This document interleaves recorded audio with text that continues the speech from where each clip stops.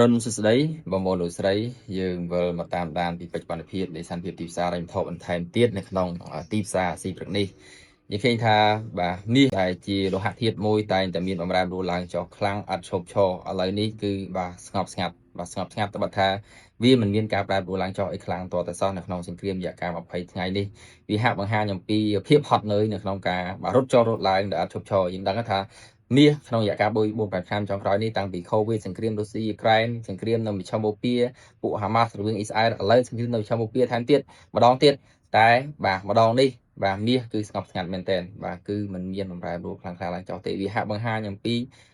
ីការហត់នឿយនៅក្នុងការប្រែប្រួលឡើងចុះវាហាក់បង្ហាញអំពីសញ្ញាមួយដែលអ្នកវិនិយោគកំពុងតែរងចាំមើលអ្វីមួយឬក៏ហាក់បង្ហាញអំពីការកាត់បន្ថយនៃតម្រូវការនៅលោហៈធាតុមាសដែលមានតម្លៃនេះឬមួយក៏យ៉ាងណាហើយបើសិនជាបែបហ្នឹងតើមាសនឹងបន្តរងសម្ពាធសុទ្ធចុះ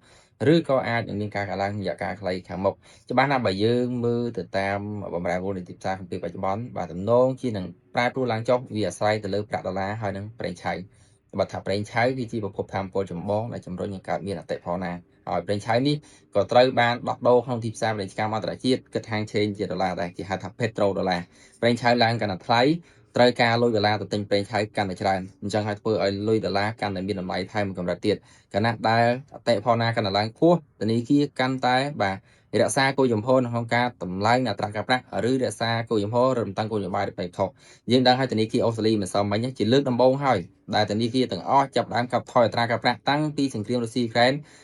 ឆ្នាំ2023មកម្លេះឥឡូវនេះធនាគារអូស្ត្រាលីចាប់ផ្ដើមតម្លើងអត្រាការប្រាក់ឡើងវិញដោយសារតែរងឥទ្ធិពលនៃការកើនឡើងនៃប្រភពថាមពលជាពិសេសសង្គ្រាមវាងសហរដ្ឋអាមេរិកអ៊ីរ៉ង់និងអ៊ីស្រាអែលអញ្ចឹងបណ្ដាប្រទេសផ្សេងៗក៏មិនខុសគ្នាដែរសម្រាប់ខ្ញុំយប់នេះនៅមកបាទមួយរំលងទៀតនឹងមានការសម្រេចចិត្តពីធនាគារកណ្ដាលស្ដីអំពីអត្រាការប្រាក់យោងទៅតាមការព្យាករណ៍ទុកមុនអត្រាការប្រាក់រក្សានៅដដែលអ្វីដែលសំខាន់យើងរងចាំមើលតើការប្រជុំរបស់ធនាគារកណ្ដាលបង្ហាញគោលចំហបែបណាសម្រាប់ខ្ញុំបាទធនាគារកណ្ដាលលើកនេះគឺនឹងបង្ហាញគោលចំហដ៏រឹងតឹងមួយដែលអាចរឹតបន្តឹងគោលនយោបាយទំនងជារក្សាអត្រាការប្រាក់កម្រិតខ្ពស់រយៈកាលវែងហើយឬក៏អាចតម្លើងអត្រាប្រាក់នៅក្នុងរយៈកាលខ្លីខាងមុខផងបើសិនជាស្ពាបការទូទៅមិនធូរស្រាលទេដឹងហើយថាសង្គ្រាមនៅមជ្ឈមបូព៌ាបាទច្រកសមុទ្រអមោះត្រូវបានបិទចរន្តនៃការផ្គត់ផ្គង់ប្រេងនិងស្វ័នហ្គាសមកកាន់ទីផ្សារពិភពលោកចន្លោះពី20ទៅ25%បាទត្រូវបានអាក់ខានជំរុញឲ្យភពថាមពលឥឡូវប្រេងឆៅនៅក្នុងកម្រិត$100ក្នុងមួយធុងជាកម្រិតមួយខ្ពស់ណាស់ដែលជំរុញឲ្យកើតមានអតិផរណាហើយបើសិនតម្លៃនេះវារក្សាក្នុងកម្រិតមួយដ៏ខ្ពស់ក្នុងរយៈកាលវែងនោះវានឹងបាទកាន់តែដាក់សម្ពាធដល់ថ្លៃហាងឆេងមាសមានការសុទ្ធចុះហើយវិញប៉ុណ្ណាយើងមើលក្នុងពេលបច្ចុប្បន្នលោកប្រធានាធិបតីអាមេរិក Donald Trump គាត់ទូចស្នើសុំឲ្យបណ្ដាប្រទេសដែលជាសម្ព័ន្ធមិត្តបណ្ដាប្រទេសដែលទទួលផលប្រយោជន៍ពីការនាំចូលប្រេងពីមជ្ឈមបូព៌ាដូចជាចិនជប៉ុនប្រេងដំបងអីហ្នឹងឲ្យចូលរួមអន្តរាគមន៍នៅក្នុងការបើកច្រកសមុទ្រមកឡើងវិញដើម្បីគ្រប់គ្រងទីផ្សារប្រេងក្នុងទីផ្សារអន្តរជាតិឲ្យប្រេងឆៅមានការធ្លាក់ចុះហើយបើទោះបីជាបណ្ដាប្រទេសបាទក្រុមប្រទេស G7 បាទបានធ្វើការអន្តរាគមន៍ដោយបញ្ចេញស្តុកប្រេងបំរុងប្រមាណ400លានធុងដល់ចុះប៉ុន្តែវាមិនបានទប់បន្ថយប្រេងមានការសុទ្ធចុះទេហើយបើទោះបីប្រទេសទាំងអស់នោះបញ្ចេញប្រេងបំរុងថែមទៀត3-400លានធុងទៀតក៏មិនគាត់ថាធ្វើឲ្យតម្លៃប្រេងមានការសុទ្ធចុះដែរព្រោះបញ្ចេញស្តុកប្រេងអស់ពីឃ្លាំងវាបញ្ជាក់អំពីភាពតានតឹងនៃភាពតានតឹងនិងភាពភ័យខ្លាចតកតងនឹងការកើនឡើងនៃភពធម្មពលទី1ថ្ងៃក្រោយត្រូវតែទិញស្តុកប្រេងយកមកទុកវិញដែរអញ្ចឹងធ្វើតម្លៃវាមានការកើនឡើងបន្ថែមទៀតវាអាស្រ័យលើស្ថានភាពពេលបច្ចុប្បន្នទេតើមានការចរចាបញ្ចប់សង្គ្រាមទេឬមួយយ៉ាងណាមកដល់ឥឡូវនេះគ្មានសញ្ញាណាមួយបង្ហាញអំពីផ្លូវទៅរកការចរចាបញ្ចប់សង្គ្រាមទេបាទទាំងភាគីទាំងសងខាងគឺបានបិទនយោបាយការទូតហើយមិនទាន់បាទជជែកគ្នាឡើងវិញទេហើយវិខាងអ៊ីរ៉ង់បានបញ្ញាចិត្តពីការសងសឹកនិងការវាបកត្រឡប់មកវិញហើយតទល់ជាមួយសហរដ្ឋអាមេរិកនិងអ៊ីស្រាអែលថាអាចនឹងចំណាយពេលរហូតដល់ទៅ6ខែ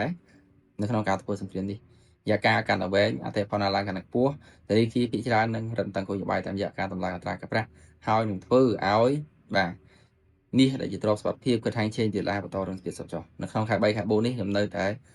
បាទមានការយកឃើញថាមាសអាចនឹងត្រូវបានលុបបញ្ចេញចោលមកប្រាក់ទៀតយ៉ាងណាក៏ដោយនៅក្នុងមុនពេលដែលលុបបញ្ចេញចោលបាទតម្លៃហាងឆេងមាសគឺនៅ sideways ជិះដូរក្នុងកម្រិត30ទៅ50ទៅ$70ក្នុងមួយអោនប្រចាំថ្ងៃអញ្ចឹងយើងឃើញថាមួយអាទិត្យចុងក្រោយនេះម្សិលមិញនេះប្រែប្រួលឡើងចុះបើយើងជាអ្នកជិះដូរក្នុងទីផ្សារឡែងថោកបាទយើងអាចទាញបានផលចំណេញបានមានន័យថាទិញលក់ឡើងចុះ50-60លេខណា$50ក្នុង 1 ounce ឬក៏50 ដុល្លារក្នុង1 ដុល្លារហ្នឹងយើងអាចទិញលក់ទៅយើងបានផលចំណេញដោយសារតែកម្រិតថ្លៃវាទាបជាងនៅខាងក្រៅបើសិនជាយើងជួញដូរមាស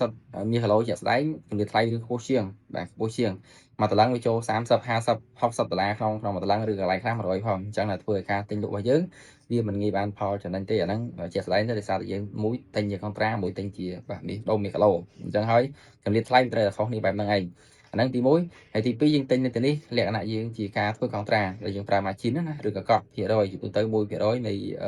ទំហំទ្រព្យស្រុកបាទមាសមួយតម្លឹង 6000 ទៅយើងប្រើលុយដល់60 ដុល្លារទៅទិញបានមួយតម្លឹងហើយឬក៏100 ដុល្លារទៅទិញបានមាសមួយតម្លឹងដូចគ្នាចាអានេះគឺជាភាពងាយស្រួលមួយទៀតយ៉ាងណាក៏ដោយយើងចាំមើលពីស្ពីបការវិវត្តបន្ថែមទៀតអំពីទីផ្សារហាងខេមាសនេះតើវានឹងវិវត្តប្រែប្រួលណាបាទក្នុងពេលសៀលពេលល្ងាចអាប់ដេតយូរបន្ថែមទៀតក៏ព្យាក្នុងពេលឥឡូវនេះហាក់មានភាពហត់នឿយចង់សម្រាប់រយៈសិនបាទដោយសារតែប្រាក់ដុល្លារហើយនឹងប្រេងឆៅមានការកើនឡើងហើយយើងដឹងថាមាសជាទូទៅឲ្យតែមានសង្គ្រាមភាពតានតឹងភូមិសាស្ត្រនយោបាយបែបនេះតែងតែប្រែប្រួលឡើងចុះអត់ឈប់ឈរទេមួយថ្ងៃហើយឡើងរហូតឥឡូវវាដល់ដំណាក់កាលមួយនៅត្រឹងចឹងហើយកន្លែងហ្នឹងដែលខ្ញុំមានការព្រួយបារម្ភថាអាចបាទនឹងត្រូវការលក់បញ្ចេញចោលណាមួយ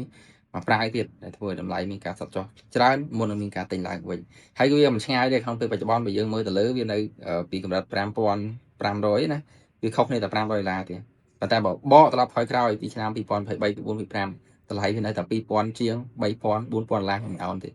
អញ្ចឹងវាផុយស្រួយណាស់ដែលអាចនឹងត្រូវបានលក់បញ្ចេញចោលឲ្យធ្វើតម្លៃសត់ចុះច្រើនអញ្ចឹងខ្ញុំនៅតែ